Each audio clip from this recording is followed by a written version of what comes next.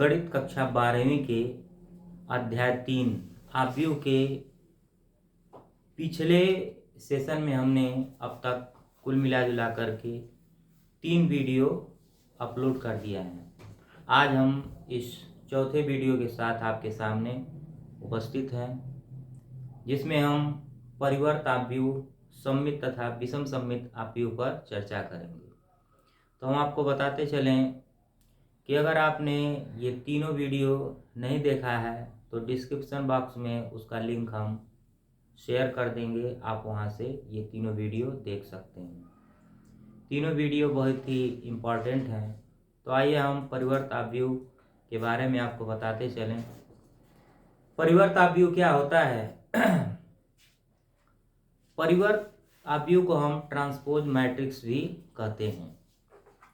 परिवर्त आव्यूह में क्या करते हैं? पंक्तियों को स्तंभों में और स्तंभों को पंक्तियों में लिख देते हैं। क्या करते हैं? एक लाइन में अगर हम कहते चलें परिवर्त आव्यूह क्या है, अगर कोई आव्यूह यम गुणे यन क्रम का है और उसका हमको परिवर्त आव्यूह निकालना है तो बस हमको यन गुणे क्रम कर देना, यन गुणे यम क्रम कर देना होगा।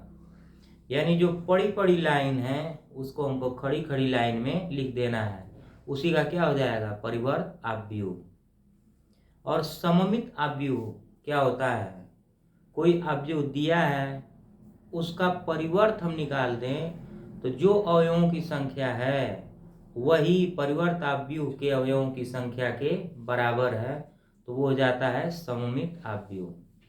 और विषम सममित आव्यूह क्या होता है? जो आव्यूह दिया है उसका हमने परिवर्त निकाला और वो जो है परिवर्त आव्यूह माइनस के बराबर आ गया, यानी a बराबर माइनस a डैश, तो ये हो जाएगा विषम सममित आव्यूह। a बराबर a डैश तो हो जाएगा सम सममित आव्यूह। तो आइए हम उदाहरण के द्वारा इसे समझते हैं। बहुत ही छोटा टॉपिक है और बहुत ही इंटरेस्टिंग टॉपिक है, परिवर्त आव्यूह। तो सबसे पहले हम बात करेंगे परिवर्त आव्यूह की। परिवर्त आव्यूह जिसको हम कहते हैं ट्रांसपोज मैट्रिक्स। ट्रांसपोज मैट्रिक्स तो देखिए क्या करते हैं, पंक्तियों को स्तंभों तथा स्तंभों को पंक्तियों में बदलने पर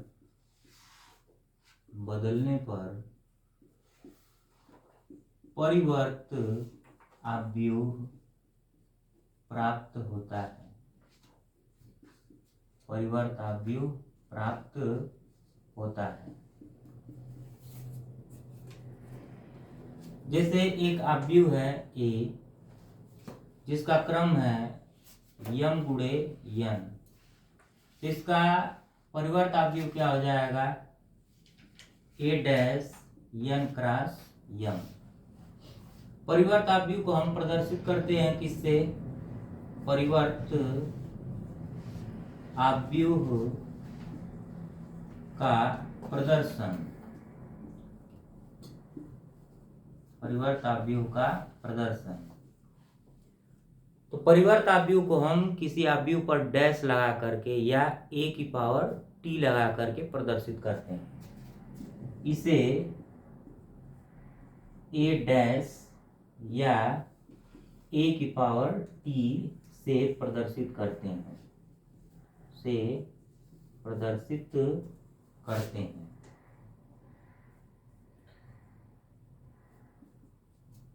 तो इसे कैसे प्रदर्शित करते हैं? a पर डैश लगा करके या a पर t लिख करके। a पर t का मतलब क्या हो गया? ट्रांसपोज ऑफ a, यानी a का परिवर्त। व्युत्क्रम नहीं, परिवर्त। व्युत्क्रम आव्यूह, प्रतिलोम आव्यूह दूसरा होता है, आगे हम इस पर चर्चा करेंगे। देखिए एक होता है चैप्टर जो अगला है सार्डिक। सार्डिक में भी आव्यूहों का प्रयोग होगा, उसमें सखंडज आव्यूह होगा, व्युत्क्रमणीय आव्यूह होगा। ठीक, तो आव्यूह का प्रयोग शार्डिक में भी देखने को मिलेगा। उसमें आव्यूह विधि से दिए गए समीकरणों का हल ज्ञात करने को कहेगा। तो शार्डिक का जो चैप्टर है उसमें भी आव्यूहों का प्रयोग है, इसलिए हमको ये सब चीजें जानना बेहद जरूरी है। आइए अब एक उदाहरण के द्वारा इसे समझते हैं। एग्जाम्पल एक लेते हैं। जैसे a बराबर एक आव्यूह दिया है 1 2 3 0 -5 3 करड़ी में 2 3 और 1/2 ऐसे एक आव्यूह दे दिया है। ये एक आव्यूह है। यदि a बराबर इतना कोई आव्यूह है तब इसका परिवर्त हमको निकालना है। तब इसका परिवर्त यानी a डैश बराबर क्या हो जाएगा। ये देखिए पंक्तियां हैं, जो बड़ी बड़ी होती हैं वो क्या होती हैं, पंक्तियां हैं, और जो खड़े खड़े हैं वो सब क्या है, स्तंभ। स्तंभ यानी कि खंभा। तो पड़ी पड़ी लाइन को हम क्या कर देंगे, खड़ी खड़ी कर देंगे। तो हो जाएगा 1 2 3, ये हो जाएगा 0 -5 और 3। ये पड़ी लाइन फिर वो खड़ी लाइन, ये पड़ी लाइन फिर वो खड़ी लाइन, करड़ी में 2 3 और हो जाएगा 1/2। तो देखिए क्या हो गया, ये इसका क्रम क्या है, ये 3 क्रम का है, ये भी 3 क्रम का है। चेंज क्या हुआ इसमें, क्रम तो दोनों के सेम है, ये स्क्वायर है, वर्ग आव्यूह है, लेकिन जो पड़ी लाइन थी वो अभी क्या हो गया, खड़ी लाइन हो गया। यानी पंक्तियां जो हैं स्तंभों में बदल गई। तो वही परिवर्त आव्यूह क्या कहता है कि पंक्तियों को स्तंभों में तथा स्तंभों को पंक्तियों में बदलने पर परिवर्त आव्यूह प्राप्त होता है। परिवर्त आव्यूह का प्रदर्शन कैसे होता है, इसे a डैश से या a की पावर t से प्रदर्शित करते हैं। जैसे एग्जाम्पल के तौर पर अगर हम एक आव्यूह लें, a बराबर 1 2 3 0 -5 3, कोई भी आव्यूह हो सकता है, वर्ग आव्यूह, विकर्ण आव्यूह, चाहे पंक्ति आव्यूह, चाहे स्तंभ आव्यूह, कोई भी आव्यूह हम लें पंक्तियों को स्तंभों में, स्तंभों को पंक्तियों में बदलने पर। एक दूसरा आव्यूह हम ले लेते हैं। यदि a बराबर 1 2 3 0 4 -4/3।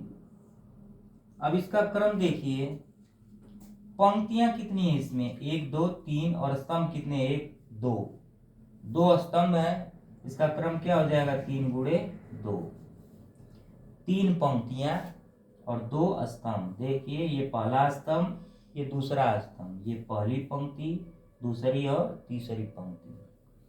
तब इसका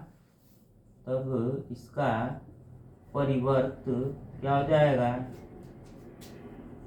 a डैश, चाहे a डैश का है या a t का है, तो a डैश इक्वल टू क्या हो जाएगा, देखिए अब ये 1 2 3 ऐसे हो जाएगा, 1 2 3, ये हो जाएगा 0 4 -4/3।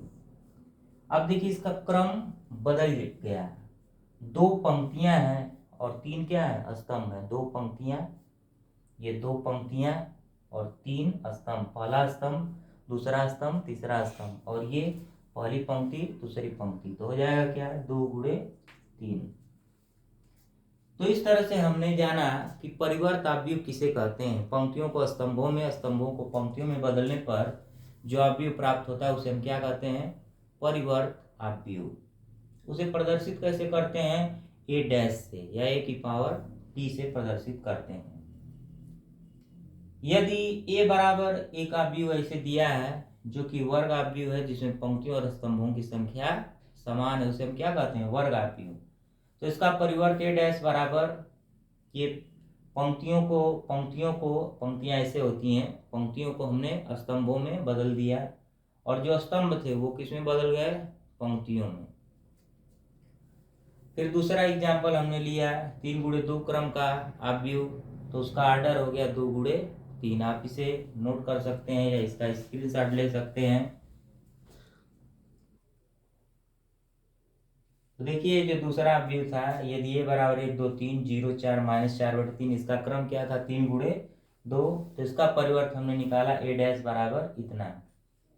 तो इस तरह से आज के इस सेशन में हमने परिवर्त अवयव के बारे में जाना। जैसा कि हमने दो टॉपिक यहाँ पर लिखा है, परिवर्त अवयव तथा सममित तथा विषम सममित अवयव। क्योंकि वीडियो बहुत लंबा हो जाता है तो बहुत लोगों को बोरिंग लगता है, इसलिए हम सममित तथा विषम सममित अवयव का एक बहुत ही छोटा सा वीडियो कल अपलोड करेंगे। तब तक के लिए धन्यवाद, देखते रहिए।